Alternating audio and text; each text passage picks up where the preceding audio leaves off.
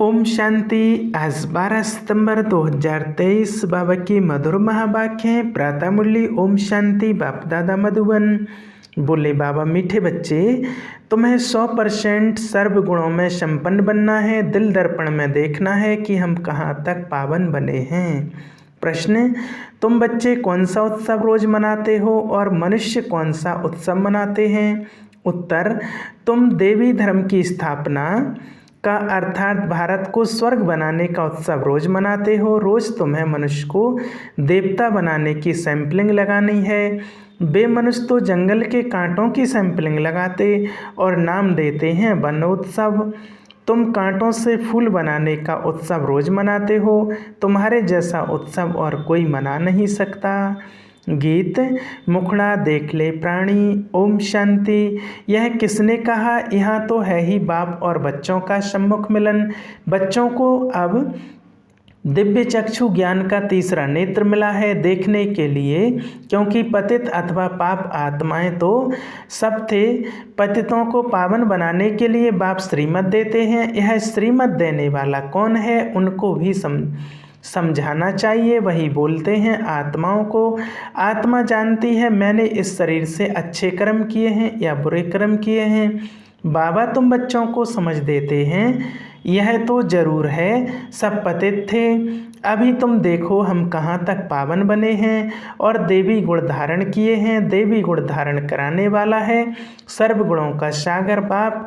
वह बैठ समझाते हैं। मनुष्य तो गाते हैं मुझ निर्गुण हारे में कोई गुण नहीं।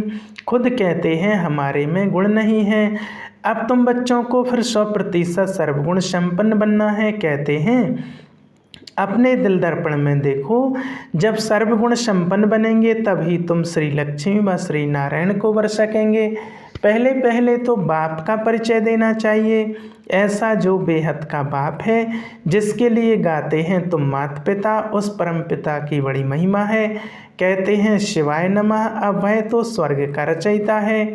जरूर हमको बाप से स्वर्ग का वर्षा लेने का हक है। बेहद के बाप का वर्षा स्वर्ग की बादशाही है जो तुमको देते हैं।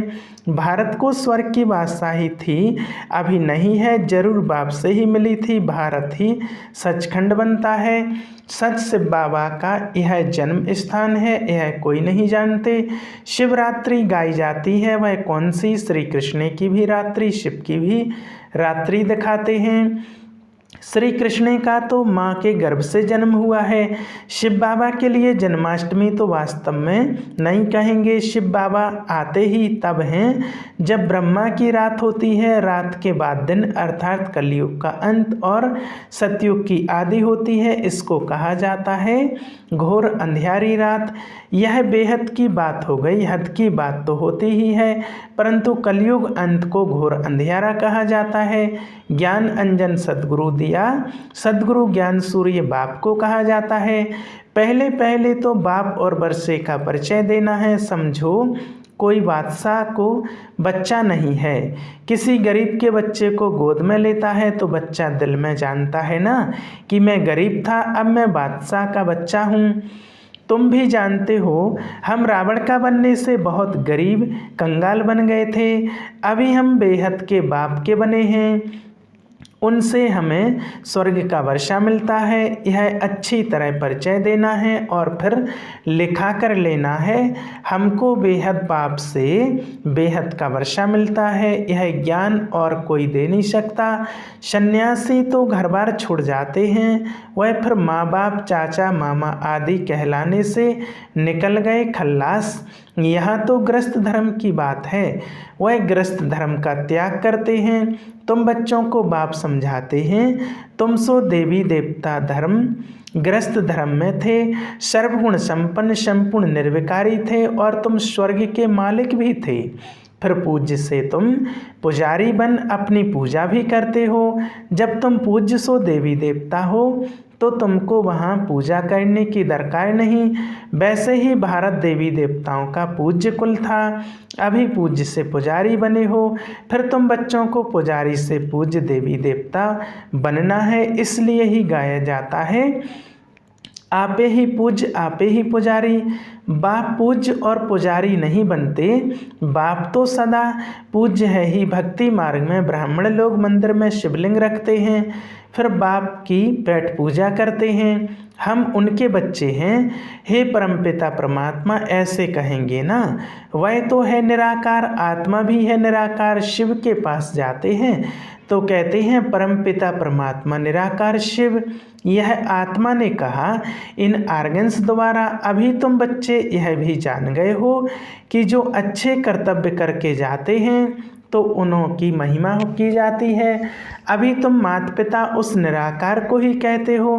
तुम्हारे सहज राजयोग और ज्ञान की शिक्षा से हम सुख घनेरे पाएंगे, उसके लिए तुम पुरुषार्थ कर रहे हो।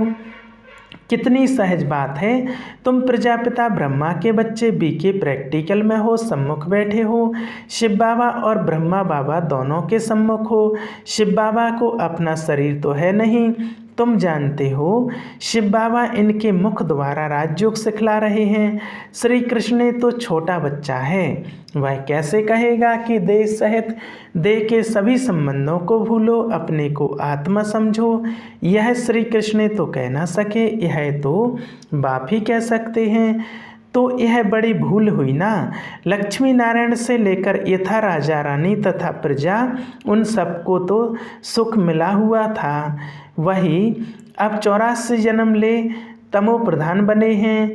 मूल लक्ष्मी नारायण हुए ना।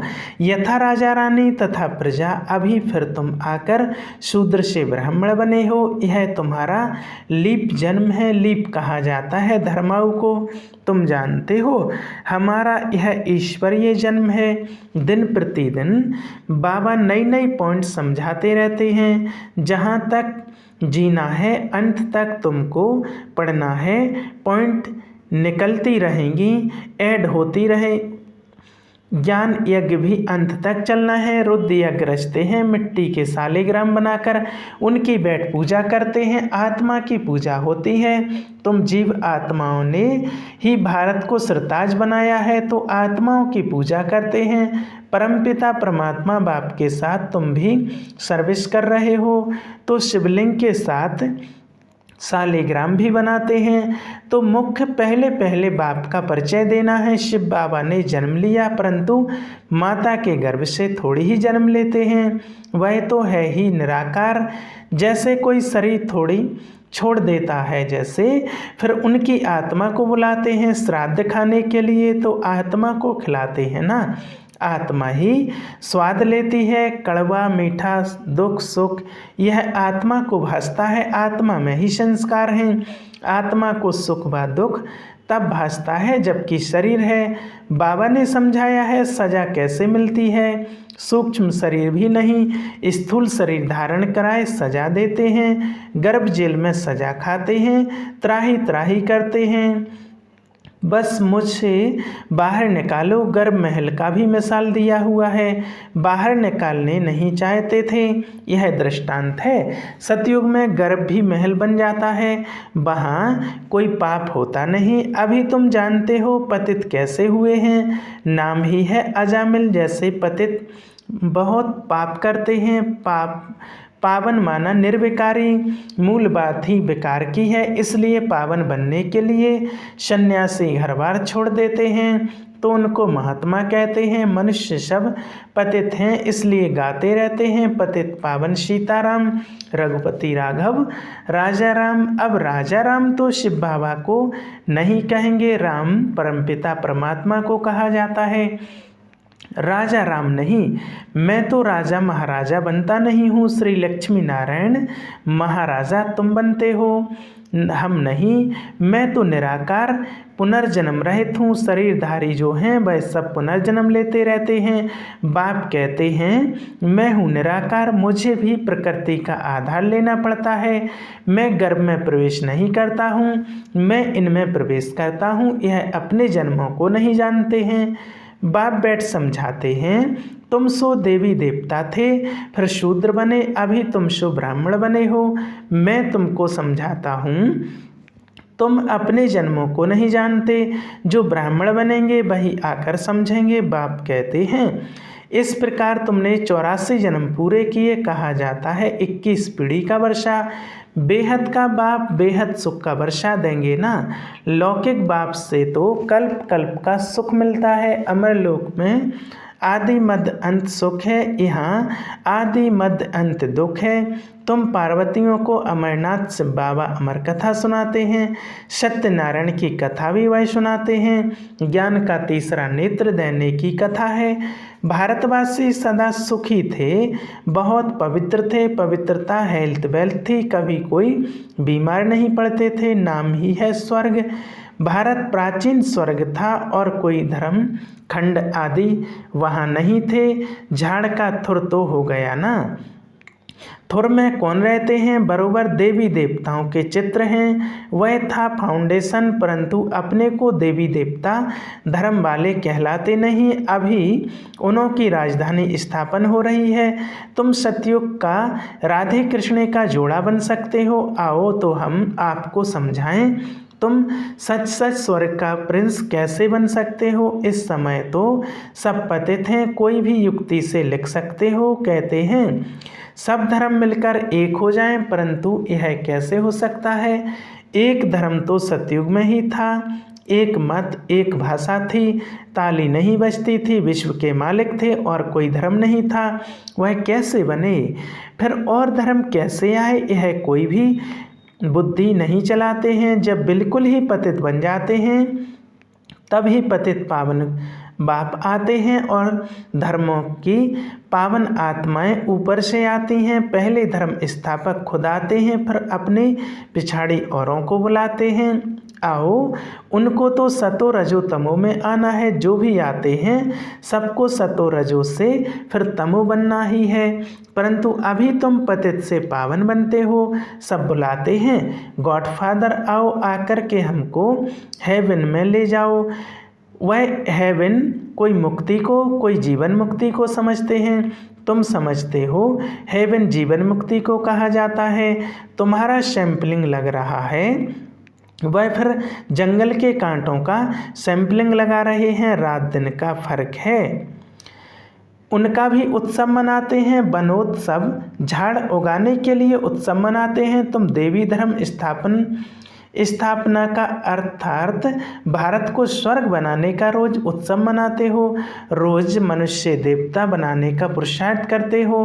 कांटों से फूल बनाना यह तुम्हारा रोज का उत्सव होता है। भगवान फिर जरूर इतना इनाम भी देंगे। बच्चों ने गीत सुना, हे प्राणी अपने दिल दर्पण में देखो। तुम स्वर्ग के देवी देवता बनने अथवा लक्ष्मी को वरने लायक बने हो। कोई अवगुण तो नहीं है। भल तूफान तो खूब आएंगे, माया छोड़ती कोई को नहीं है। बड़े बड़े दीपकों को भी बुझा देती है। उल्टे सुल्टे संकल्प तो खूब बार बार करेंगे। मजबूत रहना है, इसमें मुरझाने की बात नहीं। बाप से योग तोड़ नहीं देना है। सबका खिवैया वह बाप है। विषय वैतरणी की बड़ी खाड़ी है, उससे तुम योग बल से पार करते हो। विषय सागर से पार होकर तुम क्षीर सागर में चले जाएंगे। विष्णु का राज्य क्षीर सागर में है, अर्थात घी की नदी बहती है। यहाँ तो घासलेट की रक्त की नदियाँ बहती हैं। तुम बच्चे जानते हो शिव बाबा की श्रीमत से हम शिवालय में जा रहे हैं। वहाँ हम सदैव सुखी रहेंगे। तुम सदा सुखी थे, माया ने दुखी बनाया। ग्रस्त व्यवहार को अधर्मी बना दिया है। वहाँ है ग्रस्त व्यवहार धर्मी। अभी तुमको बाप श्रेष्ठाचारी देवी ग्रस्त धर्म वाला बना रहे हैं। पहले पहले मुख्य है बाप का परिचय। तुम बाप का बनने से स्वर्ग का मालिक बन सकते हो। यह तो दुखधाम है। तुम स्वर्ग में जाते हो वाया मुक्ति धाम। इसलिए शिवपुरी विष्णुपुरी को याद करो। याद करते करते अंतमति सुगति हो जाएगी। यह याद रखो। हमारे 84 जन्म पूरे हुए, फिर हम कल आकर राज्य करेंगे। दिल दर्पण में अपनी शकल देखते रहो। कोई अवगुण तो हमारे में नहीं है। अच्छा, मीठे मीठे शिकलदे बच्चों प्रति माता पिता बाप दादा का याद प्यार और गुड मॉर्निंग। रूहानी बाप की रूहानी बच्चों को नमस्ते। हम रूहानी बच्चों की रूहानी बाप दादा को याद प्यार और गुड मॉर्निंग। नमस्ते, शुक्रिया बाबा। धारणा के लिए मुख्य सार। पहला पॉइंट, योग बल से विषय वैतरणी की खाड़ी को पार करना है। उल्टे संकल्पों में मुरझाना नहीं है, मजबूत रहना है। दूसरा, पूजनीय बनने के लिए बाप के साथ भारत को सरताज बनाने की सेवा करनी है। वरदान, ट्रस्टी बन अलौकिक जिम्मेवारियों को निभाते हुए अथक रहने वाले डबल लाइट भव। लौकिक जिम्मेवारियों को निभाते हुए सेवा की भी जिम्मेवारी निभाना, इसका डबल लाभ मिलता है। डबल जिम्मेवारी है तो डबल प्राप्ति है, लेकिन डबल जिम्मेवारी होते भी डबल लाइट रहने के लिए स्वयं को ट्रस्टी समझकर जिम्मेवारी संभालो तो थकावट का अनुभव नहीं होगा। जो अपनी गृहस्थी अपनी प्रवृत्ति समझते हैं उन्हें बोझ का अनुभव होता है। अपना है ही नहीं तो बोझ किस बात का। स्लोगन, सदा ज्ञान सूर्य के सम्मुख रहो तो भाग्य रूपी परछाई आपके साथ रहेगी। अच्छा, ओम शांति।